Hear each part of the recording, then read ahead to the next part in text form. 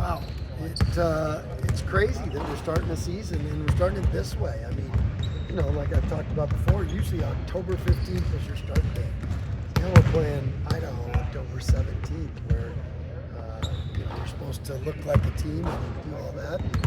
And there's a lot of things we need to work on still, and that's what this game's for, the evaluation of our program and our team and what we have as strengths, as weaknesses, and getting to play under the lights in your uniforms, in what feels like a meaningful game. So I think it's a really good tip-off for our season. You guys have had season openers where you've struggled, even lost a couple season openers. I mean, just to get this first game kind of, I don't want to say out of the way, but get the lights and the fans and all that. And I saw you at the end of practice scouting a little bit for an opponent, like all that kind of stuff that you just don't do until you play a game. What's it, just to have a dry run like that tomorrow? What's that? It's important, and there's going to be mistakes that guys make, just out of jitters and out of settling in, and we've had some epic, when I mean epic, bad first outings for guys because they're just so excited to play.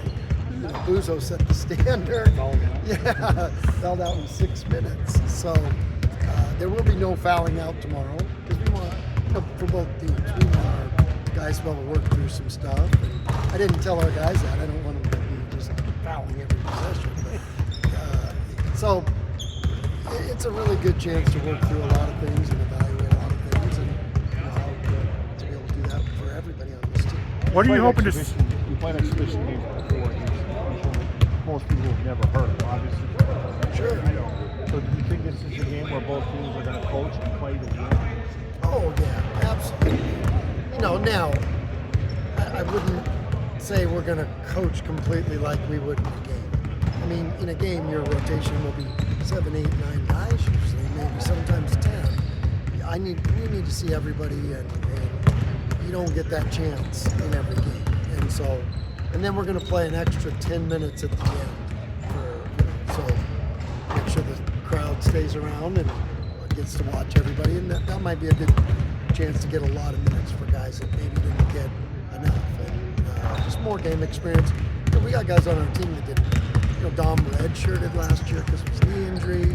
He needs a lot of minutes. Ethan hasn't played for 2 years, and then 3 freshmen, 4 freshmen. So an opportunity to get some of that and get those jitters out of it is really helpful. What are you hoping to see from them tomorrow? I mean, like you said, it feels like a real game, but still a couple weeks before the counting one starts. So how do you kind of approach this and with what you want to show out there? We always approach it to eliminate game slippage because these guys do it great in practice every day, but there's not the stress, the excitement, the fans, the uniforms, all that kind of stuff going on. And so it's that ability to deal with that. So there's not as much game slippage, and that's what we usually see. The first few times out, there's a lot of game slippage from what you see in practice every day. And as you get more and more experience, that goes away, and it starts to look like what we see in practice. What kind of memories do you have from this rivalry? From the few times, I know it's been a while now, but the few times you have coached in it. It was 7 times. Yeah, it was? Okay, wow, I didn't realize there were that many. Quite a few. I mean, I just remember when I first got here, it was like, wow, this is an intense rivalry. And it is. There's such a history, and the history changed for the two schools in a lot of ways that you saw over time. Because, I grew up, my first college job was with Don Munson, the legendary Idaho coach. I mean, that team, I watched them back then. It was one of the greatest teams in the country. Think about that. And they went to the Sweet 16, and what Don Munson did there was amazing. And one of my favorite players, he was growing up in Richland, I idolized Brian Kellerman. So I was a big Vandal fan. And then Matt Haskins played there from Richland. And so I have a long history with the Idaho basketball. And everyone, because I'm the Boise State coach, they all wanted me to hate Idaho when I got here. But my history wasn't that. So it was interesting to see how intense this rivalry really is. I know hate's a pretty powerful word, but would you say it's soured a little bit, your view of them over the times playing them? The hate thing was real, but from the fans. Yeah. I mean, it was really crazy. So I try not to ever go there. Yeah.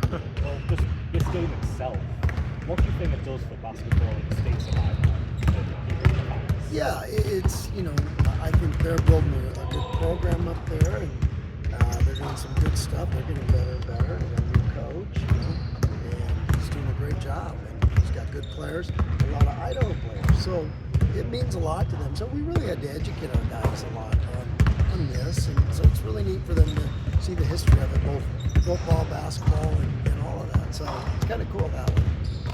I was going to ask, did you sit down and tell them how much did you want them to know about all that kind of history and rivalry? We talked about it, and you know where that came from a lot is the alumni, because they spent a lot of years playing this rivalry from the same league, and so that's where it came from. I was focused on an exhibition game, focused on our team. And boy, that came at me from everybody. So that was kind of like, okay, I got to adjust. I was going to say, for this to be dormant for as long as it has, to be kind of a little rekindle, the game that doesn't really mean much in the long run in terms of your season and record. But I was hoping you could elaborate just a little bit on what this means to you to kind of see this back in action after so many years. Yeah, and it's a test run. Like, if fans aren't interested in it, why do it again? So I hope people come out and watch, because you're gonna show me at the polls. I mean, don't just say you want this, you want this, and you want this, and then we go and do it, and people don't come to it. So get these tickets. There's some tickets still left. They're $15 each. That's you come downtown on a Friday night for a football game. It's gonna be a fun outing. So sell this thing out, then we'll think about doing it some more. I got one more follow-up just because I'm doing a deep dive on this. Were you coaching during the Cowan Spectrum years when they were playing in the Kibby Dome up there in Idaho? Oh yeah. What was that like for you to coach? Well, we did that one time here. I think I only went up there one time in Boise, but I remember at Gonzaga, I think we went there once back in the early days of Gonzaga. So yeah, I've watched that whole Kibby back in the day, and I haven't seen the new one. I heard it's spectacular. And the Don Munson basketball suites for their offices. It's pretty cool.